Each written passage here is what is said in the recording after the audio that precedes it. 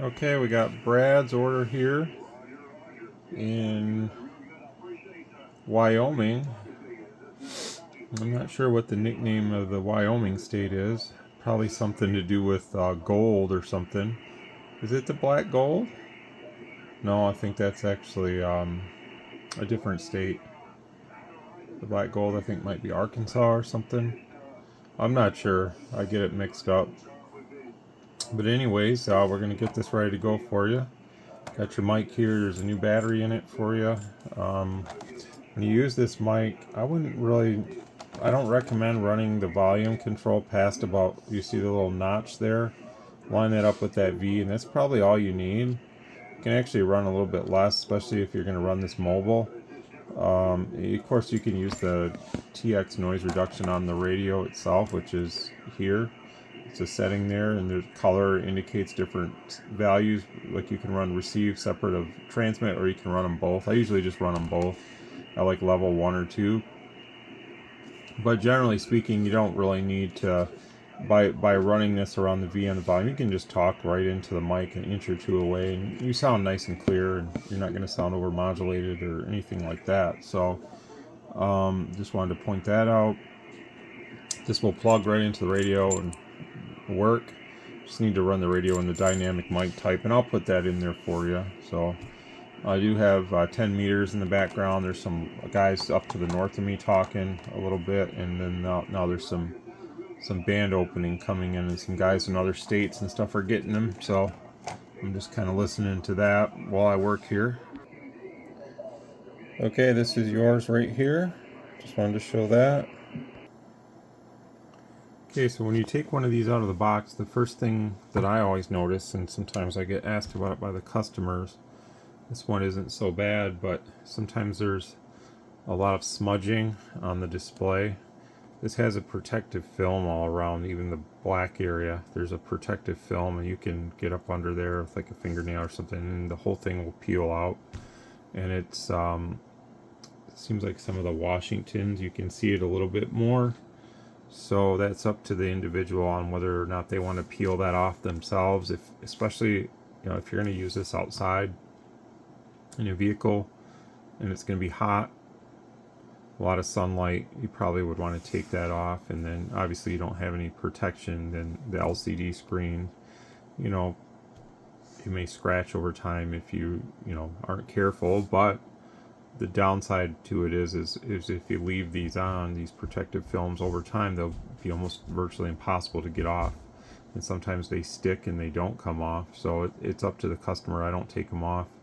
But if you ever receive a radio, and some of the other makes and models too have it only around the screen, and a lot of times they look like they're smudged up, but they're not. It's just the protective film. So you want me to get rid of all the sounds and stuff, and I have an external speaker hooked up right now, so I won't hear it, but that's gone. We'll put this on SWR, and mic type will switch to DY.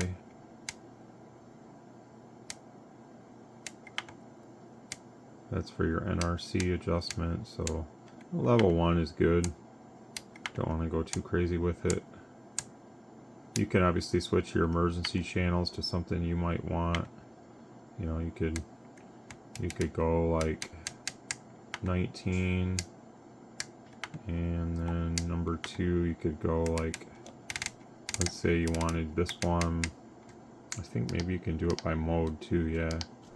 So 38 LSB.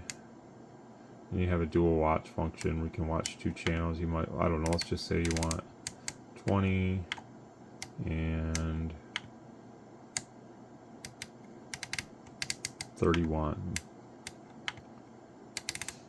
I think you actually only set the 1, and then when you turn the function on, you go to the other channel, and then the radio will cycle back and forth between the 2. Span, it's not real useful with this radio because you don't really need it, because you can't move in any other segment than 10 kilohertz. So I'll turn that on just to see what it does. Everything else is pretty much self-explanatory on this. We don't care about that. So let's see what the span does for us. Not much. Yeah, you can't move in anything else. Well, you can move a little faster, so if you wanted to move a little bit faster, you can do it like this. So that's what your span does. If it stops blinking, then it just goes to the default channel. So I would probably leave it on. I think I have it on in the one I have in my car, just so I can move through the band a little bit faster. So that's that, just a brief overview of the radio. One thing to notice with this monitor function is kind of cool. If you're in FM and say you have your squelch up or whatever, especially if you're running like CTCSS or something, if you tap this monitor on, it will disable the squelch temporarily so that you can hear what's going on, and you can hit monitor off and it'll come back. So I like that feature. It's kind of cool. You don't have to touch the radio other than just press the button. So I'm sure the manual describes it in a much greater detail than what I would ever be able to describe it, but they do write a really good manual for these radios and stuff, so they're pretty thought out and all the things are explained. So again, I'm going to stick by what I always say. This is for the money, the best true on CB radio that you can buy for the money ever. I really wish that they would put some ingenuity together and put this radio into a base cabinet. It doesn't have to be really spectacular looking, size wise, but they could essentially sell tons and tons of base CB radios just by incorporating this chassis into a base. And I don't know why they don't. I guess they feel like nobody would buy it, which is entirely not true. So if I was running this company, I would definitely have a base model, and I would have called the base model the Washington, or maybe call it the Washington 2, something like that, instead of calling this one the Washington, because technically it should be called something else because it's a mobile chassis. If you want to stick with, names of radios and past names of radios, then I think, calling that one the Washington, I'm not sure the thought process on that. Again, I'm not saying that what they did is wrong or anything. It's their company. They choose what they want to do, but at the same time, I think if you're going to make a Washington, make it a base. And you don't have to make it a multi-mode 10-meter radio. You could have made it a CB base. Call this the George, call that one the Washington FCC base. And you don't even need to put the FCC on it. I kind of wish that President would maybe get rid of that in some of their CB line, because it's not necessary. We know that it's going to conform to the CB standards anyways, because they have to. So we don't really need it to say FCC. I would like this better if it just said AM, FM, SSB, George. Call it George CB or something, But again, it doesn't bother me. It doesn't ruin my enjoyment of the radio or anything. It's just my thoughts on that. I think maybe this should have been called the Lincoln 3. It would have been kind of traditional for them, that the Lincoln 2, maybe this would have been better suited as Lincoln 3. I don't know, it's just me thinking out loud. Okay, this is FM high power setting.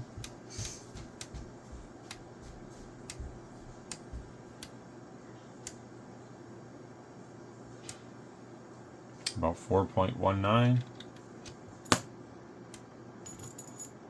Probably will vary on various meters, but about 1 on low. Then we're going to do the FM TX mod. So I'm going to do this and this and this and this and this. Alright, and I need to set this up. It's in AM, I think. So let me. Okay. Alright, let's see what it's probably about 1.8, 1.9, I bet. 1.9, so.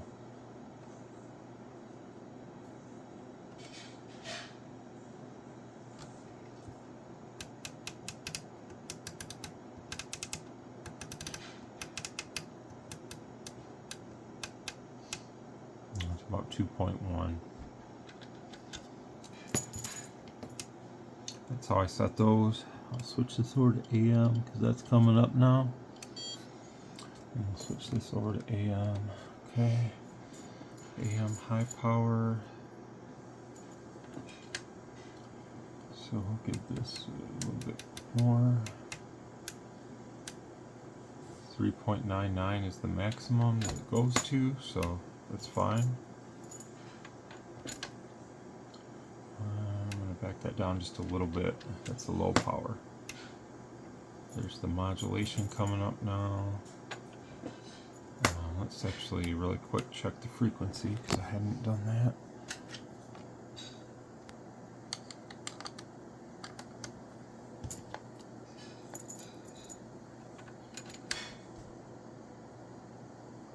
It's right on the money, so that's excellent. These don't drift, so you can be assured that when you go to sideband and say that you talk to somebody that's on a many $1,000 HF rig that's running it on 11 meter CB, you'll have a respectable signal to them on signal, because frequency wise, because you're going to be right on frequency, just like their many $1,000 fancy HF rig that they buy and choose to use as a CB sometimes. So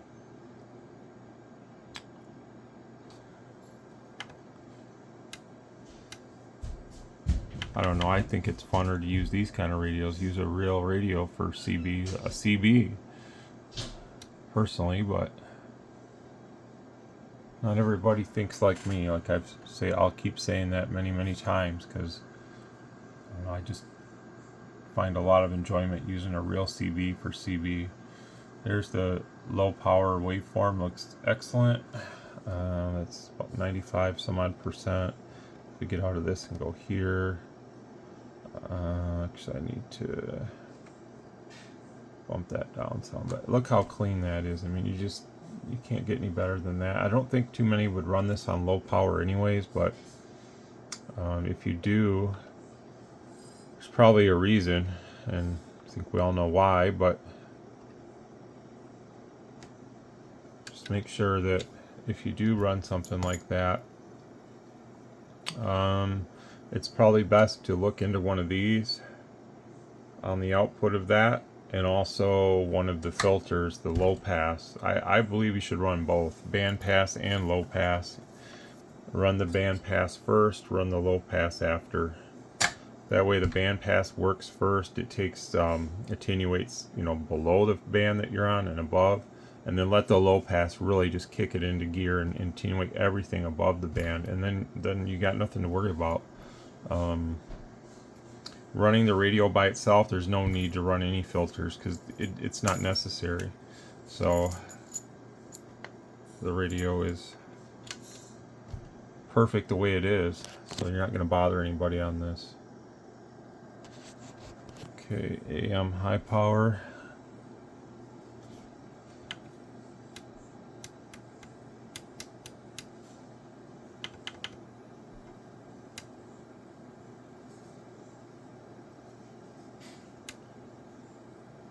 I really think that some of the more expensive ham HF transceivers, I mean, believe me, they really tempt me a lot of times, and I go back and forth with some of my friends that I talk to a lot about radio stuff, about those radios. Man, they're so darn expensive, and a lot of it's just looks. I mean, you're gonna look at that thing and like, man, you just fall in love with how they look and stuff. That's how the high power looks, by the way. It looks really good. But man, is it really worth, like, and I'm not talking about entry level like IC 7300s or Yaesu 710s. I mean, I'm talking about, like, for ICOM, I guess I'm talking about like 7610 or like Kenwood. I'd be talking about the 890S. It's an outstanding looking radio. This is what it looks like on high power. I'm not much of a Yaesu fan. I like my 891 for HF and stuff, but I don't know. I'm not a fan of the pan adapters that don't do averaging and stuff. And I know I'm just kind of blobbing on here about stuff that's not really prevalent to this video, but it's kind kind of what I do, I guess. So I got you all set there. Let me get your mic and I'll continue on what I was saying. Okay, so we got your mic hooked up. What I was saying about those HF radios like the 890S, IC7610, those are the two that spark my mind the most. I just can't stomach spending that kind of money on a radio when I have this here, and this is the Thetis software. I've customized it to what I like it to look like, but you get more bang for your money on something like this, and I just go round and round with it because it's still kind of new running a computer SDR style radio, but it's really good, and the performance is so much better, I think, than, you know, it's nice having a radio sitting in front of you. And this is all it is right here, is this right here. It's great having a radio, and that's why I keep this one, because I still like a traditional radio with dials and buttons and stuff, and that's why that 890S really sparks my interest, because I really like the basic format of the Kenwood versus some of the more modern stuff with, like, you know, a 7300. I actually just sold my personal one to a new ham. The guy's 75 years old, and he's enjoying it, and that's awesome. I kept my 9700 because I got a couple antennas going up for that, but I don't know how I got on this topic, but there's a lot of money that you can spend on a radio where you could get something like this and pair it with something like this, which between the two you're probably spending as much as you would on like a 7300, and then if you want more power you got to step into something maybe like that. But you know, generally speaking, that's just for my HF needs, and I just find that the performance of this is just outstanding, you know. So why would I spend close to 3,000, 4,000? And again, it just goes back and forth in my mind. Should I do it? Shouldn't I do it? Why would I do it? What could I do with that money outside of the hobby? My driveway needs repatched and repaved. Yeah, I could do that, you know. So why spend a bunch of money on something that's just going to sit here and maybe get used just for fun, you know?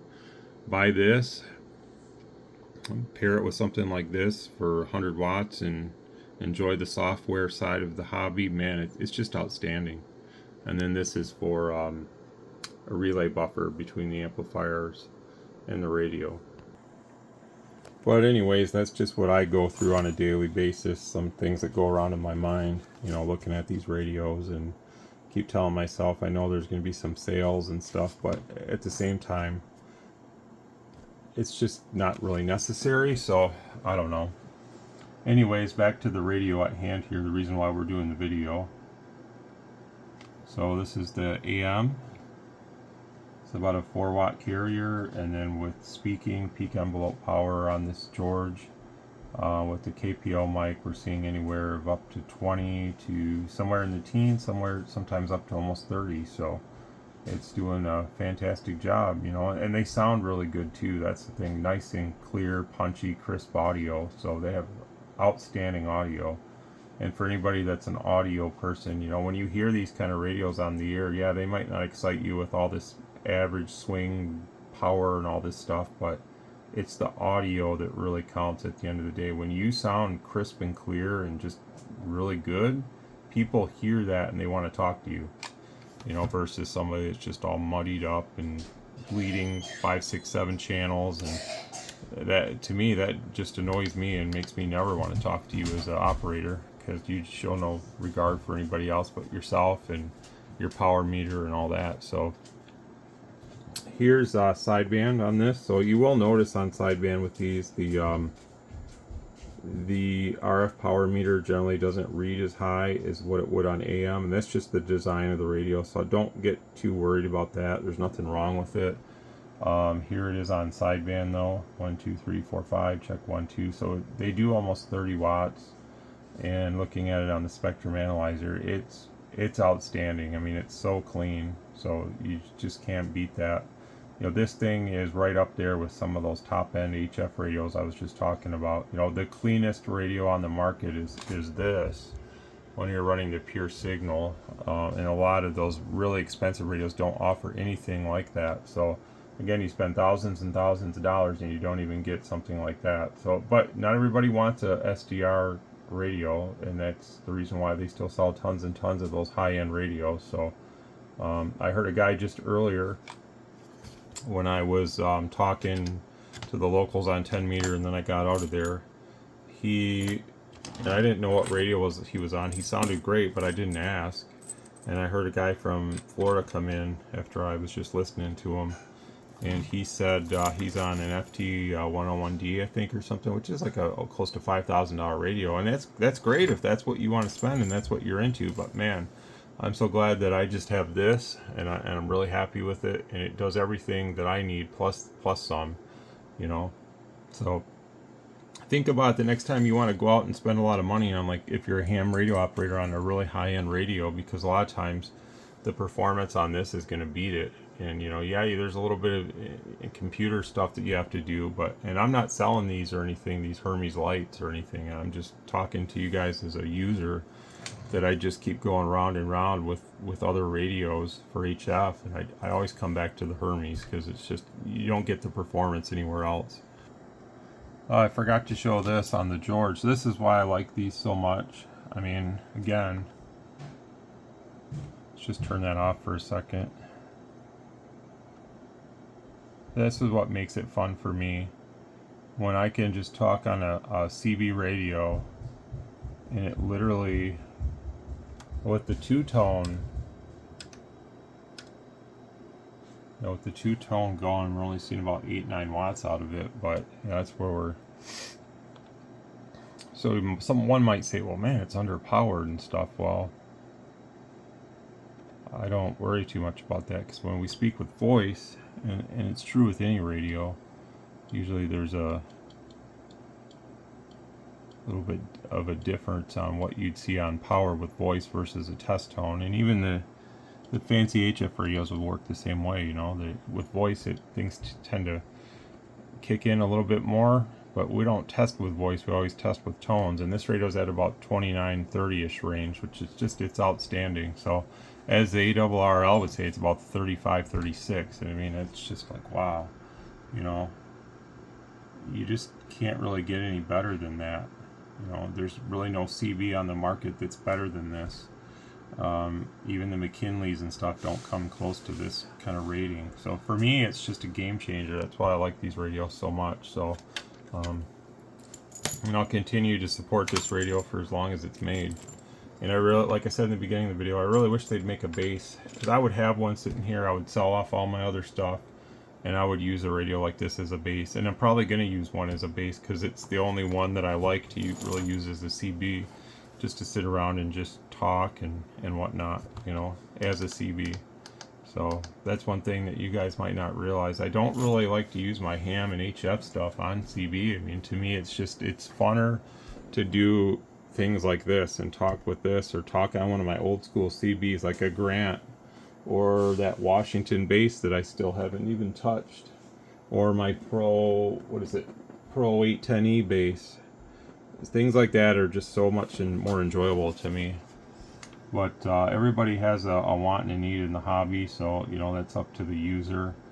So whatever you enjoy, there's nothing wrong with it. Check 1 2, check 1 2, hello radio, check. So this thing does good. They sound good. Give it a good antenna. Even like coax cable is not. It's important. This is lower sideband, by the way. It's important, but when we're talking about CB, and even if we're talking about a manageable amount of power, like let's say that, you know, somebody wants to run like 500 watts on CB. I mean, to each his own on what you want to do as an operator, but you don't need to go out and spend the money on coax cable that's the diameter of like your wrist. Even like sometimes like LMR 400, I would say sometimes it's overkill. Like I'm going with RG213, and I'm really happy with that as far as how it's working on my HF Mosley. And I know when you go down in frequency, the loss is less per 100 foot on RG213, but for me it's more about the velocity factor and the flexibility of it. I really think that, you know, a lot of guys think that if they spend more money on coax, it's going to help them more. I would say get the antenna up higher. Spend the money on some type of support structure, whether it's a tower, some type of scaffolding, something to get that antenna up as high as you physically can get it off the ground. And that's where you're going to see the most performance, in a fixed location. You know, get it up as high as you can go, and then when there's no skip, you're going to be able to hear people farther away and talk to them farther away just with normal power and running like RG213 or like say LMR 240 or something like that. You know, you don't need to get the cable that's the most expensive. It really doesn't factor into a lot of performance, because if you spend tons and tons of money on cable and the antenna is only 20-25 feet off the ground, then you're only going to get what you're going to get.